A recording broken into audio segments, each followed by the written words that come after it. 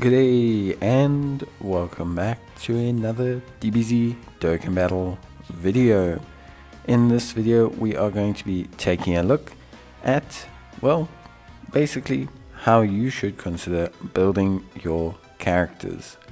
So in terms of building your characters, generally people refer to the hidden potential system, and this comprises basically 3 priority builds: units that use predominantly critical hit, units that will use predominantly additional attacks, or otherwise known as combo attacks, and units that use evasion, primarily being, units that wish to dodge attacks.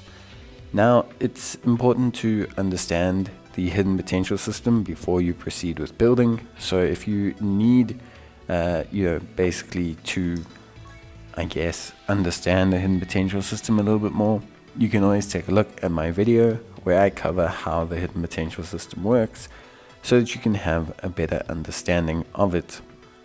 Now, obviously, in terms of builds, those are the 3 primary ways people build their characters. There are additional factors to consider, things like recovery boost, but generally I place these in kind of like the not so important section.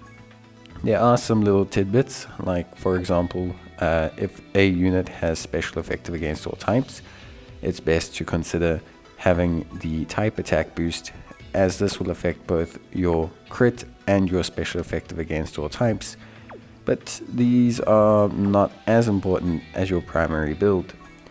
Now, the build's going to mainly be affected by the nodes you select in the top left and top right hand corners, along with also the gear that you choose for the character in question. Each character, depending on their type, has a baseline node that's been selected for them that you're not able to change. So for example, you have like for physical units, they all have baseline additional, or for tech units they all have baseline crit. So let's talk about when you should build a unit for additional attacks comparative to when you should build them for crit.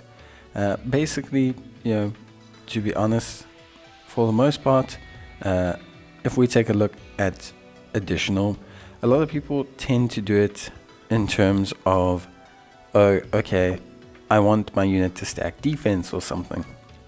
But this isn't necessarily the best way to prioritize additionals. Additionals are actually best meant to kind of take a look at offensive procedures.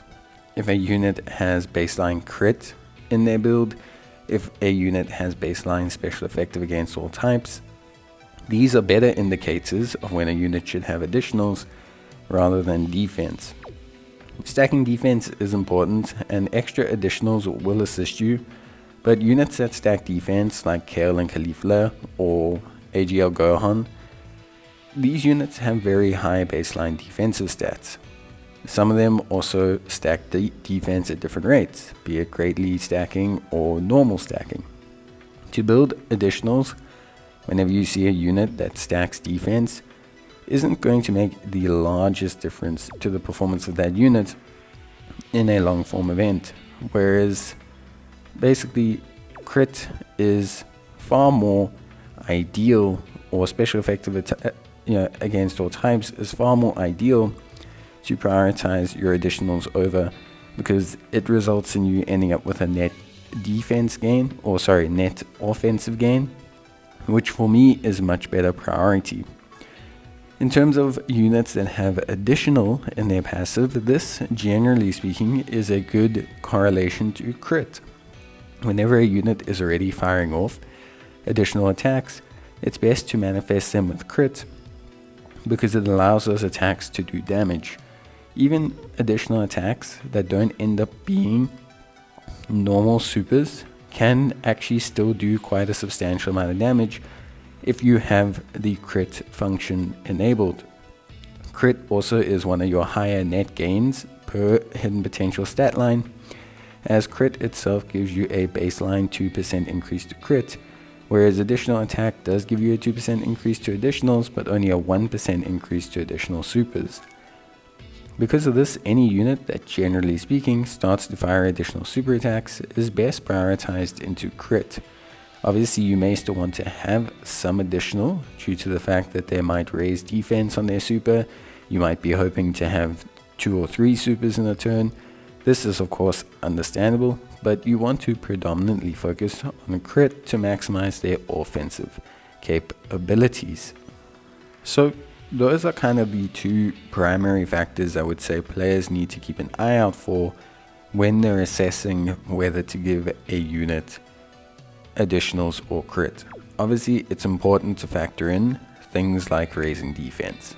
I'm not saying that you shouldn't give units that raise defense any additional, but especially in this day and age where a lot of the times units all tend to raise defense, be it for 1 turn or for multiple turns, or a lot of them are greatly raising for 1 turn, there's always an incentive to raising defense.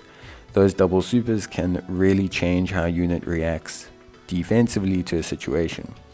But at the same time, because of the way bosses' health works and because of the way their damage reduction works, if your units aren't critting, you're going to take a much longer time to get to that point than you will if you don't have crits, and this could be disastrous.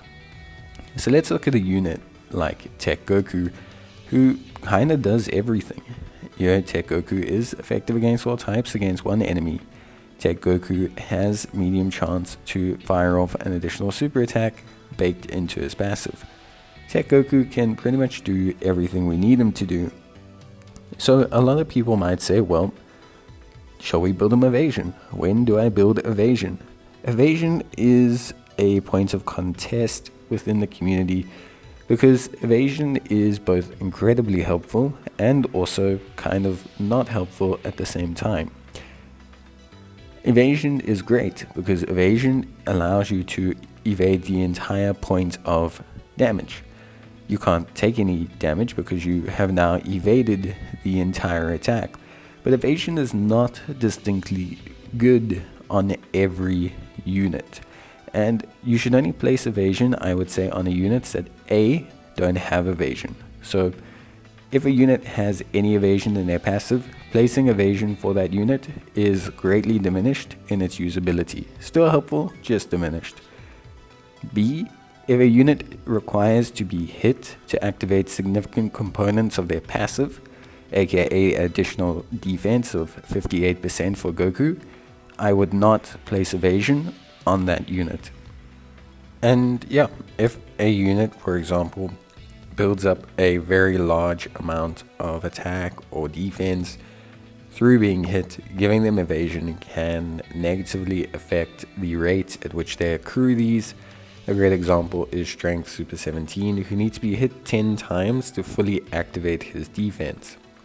So giving him Evasion is kind of counteracting his build. It's kind of going against his passive design.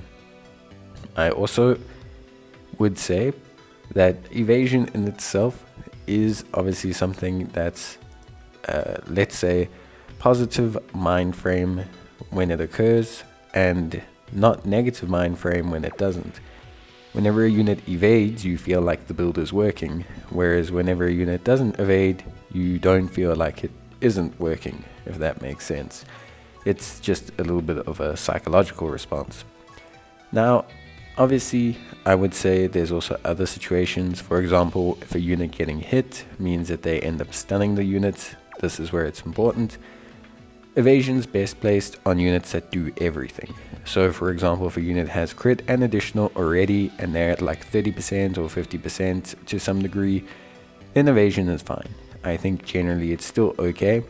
Or if a unit is super situational and you're only running them as a floater and you want them to be with some alternative defensive option against bosses. Now, the only other thing really to weigh or manifest when building units is their super attack effects. Now, the only super attack effects I would say that matter are stunning, sealing, and, well, of course, there's raising defense, etc. But I would say stunning is chance-based, so additionals obviously help stunning because the more chances you have to stun, the better. However, this is only good for SBR and ESBR. So only prioritize additionals for a unit if they stun based on the fact that you're only going to be using them in ESBR or SBR and they have no alternative functionality based on what we've said before. You also have lowering attack and defense. Additionals are really good with this because it allows you to actually stack up on the boss, but the same rules kind of apply as stunning. It's great that it does happen and it'll help you a lot in ESBR, SBR, but there's only very few other alternative hard content where it matters. So just decide that based on how you're building your unit. And that's that. Hopefully that helps you guys, and I'll see you next time. Bye.